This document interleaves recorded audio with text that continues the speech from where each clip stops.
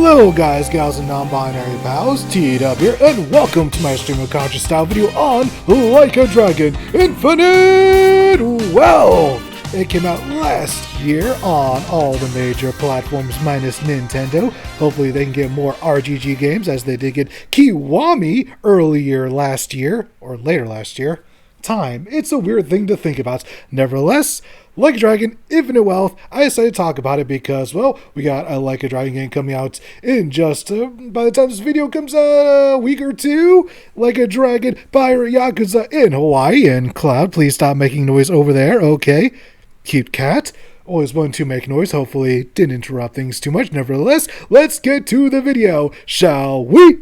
So, this game's story is hella long, so we're only going to be talking generally here, okay? Cool, at least hopefully that's cool. Basically, Infinite Wealth is all about our returning hero, Ichiban Kasuga, getting an all-expenses-paid trip to Hawaii in order to reunite with his mom, if he can find her. This is because every gang in the state is also looking for her, as well as Kazuma Kiryu and his handlers, the Daijoji. Why? Well, I'll let you all find out for yourselves, but it involves a cult and this creepy bastard by the name of Bryce Fairchild. One of the things I really do want to talk about, though, is this game's theme of disinformation, as it has become insanely relevant these days.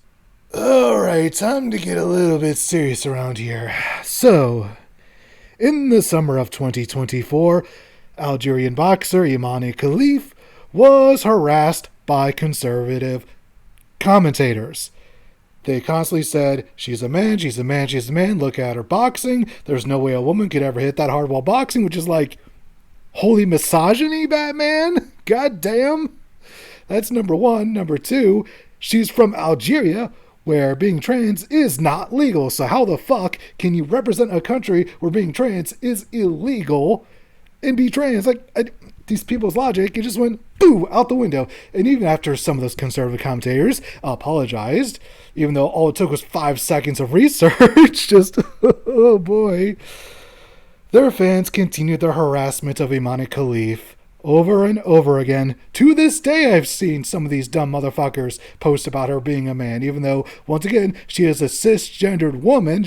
I cannot believe these people. Also, one thing to note, trans women are women, trans men are men, and non-binary people are valid, as are gender fluid people. That should be noted right now. And I don't understand all of this. It's just all this stupidity going on with the spread of misinformation. I hate it. I fucking hate it. I bring all of this up because the theme is prevalent throughout the game via the Tatara YouTube channel, which exists within the game. It's hosted by a VTuber by the alias of Hisaka Tatara, who uses false information to call out supposed criminals, most notably our protagonists, Kasuga and Kiryu. It also turns out that the channel is being hosted by one of the new main characters of the game, Chitose Fujinomiya, who after getting to know the heroes of Japan, turns over a new leaf and uses her channel to expose the enemy's nefarious evil plot. The point is, information is extremely powerful, and it's up to everyone who spreads it to be as honest as possible, lest innocent people get hurt. Speaking of hurt, this story's pacing, my goodness! It's all going well and good for a while, but after roughly halfway through the game, Kiryu gets incapacitated and has to return to Japan. Oh, and he has a terminal case of cancer. That's not helping either. Once he reaches good old Nihon, more specifically Jincho, Kiryu becomes the secondary protagonist, Yakuza 0 style, with the perspectives going back and forth between him and Kasuga after every chapter. I feel like this would have worked better had it gone full Yakuza 0 and not just during the second half of the game. The worst part is, Kiryu's sections become way more fun due to the game deciding to reference every previous RGG game ever. No, really, all of them, even fucking Dead Souls, which I can't play because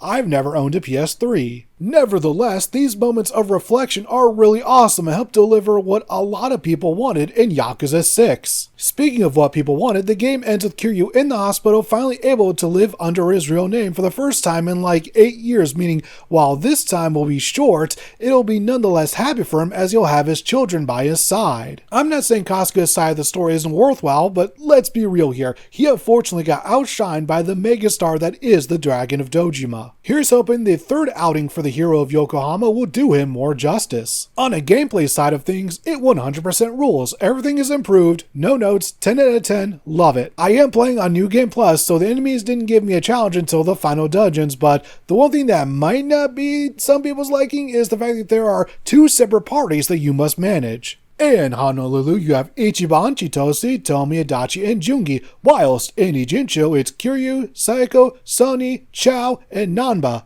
Hi, Nanba! You have to level up and equip every member of these teams, and that can be exhausting for some people. However, some people say a game like Mass Effect 1 has too much equipment management, and if you're one of those types, you're not going to be a big fan of infinite wealth. One area where they absolutely fumbled in this game is the arcade game selection. First off, this is the entire arcade in Honolulu. Yes, this! Notice anything? No racing games. I checked the other arcades in Ijincho and Kamurocho and nope, not a single fucking one. 4 arcades and not 1 racing game? To fuck, dudes! Where's my Super Hang-On? And out of all the minigames featured in Infinite Wealth, there's only one that captured my attention. And no, it's not the Animal Crossing knockoff that the game forces you to play for a fucking hour, nor is it the Pokemon clone that I can never bring myself to finish. No, it's the one brought to us by this Axel-looking mother effing fucker right here. Okay, who wants to make some crazy money with crazy delivery? Cover artist, hit that note. It's time for a crazy montage. Okay.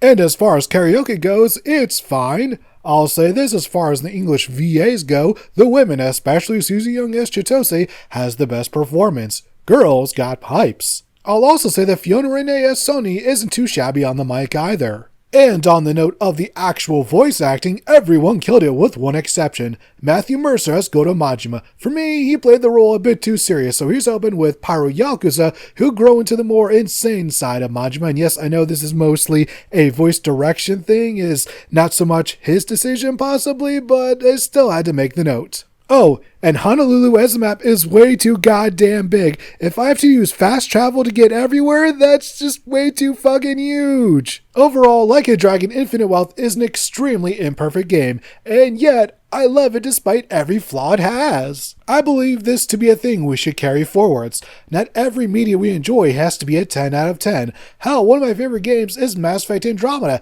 We all know how far from perfect that game is. The best parts of the game for me are just the characters interacting with one another, which I suppose makes sense as this is a 40+ hour RPG. And that is the video, everybody. Hope you all enjoyed it.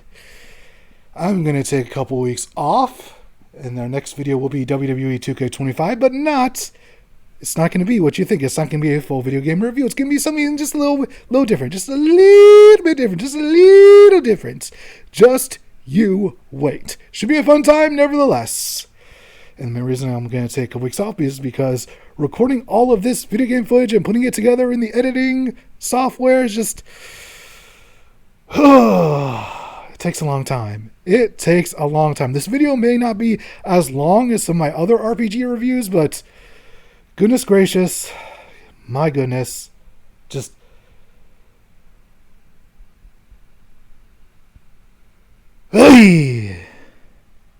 Anyways, thank you all for watching, if I can speak proper words. Hope you all have a perfect rest of your day. Now, if you excuse me, I see a couple of my cats trying to fight each other. I gotta put an end to this right now. Hey, you, stop!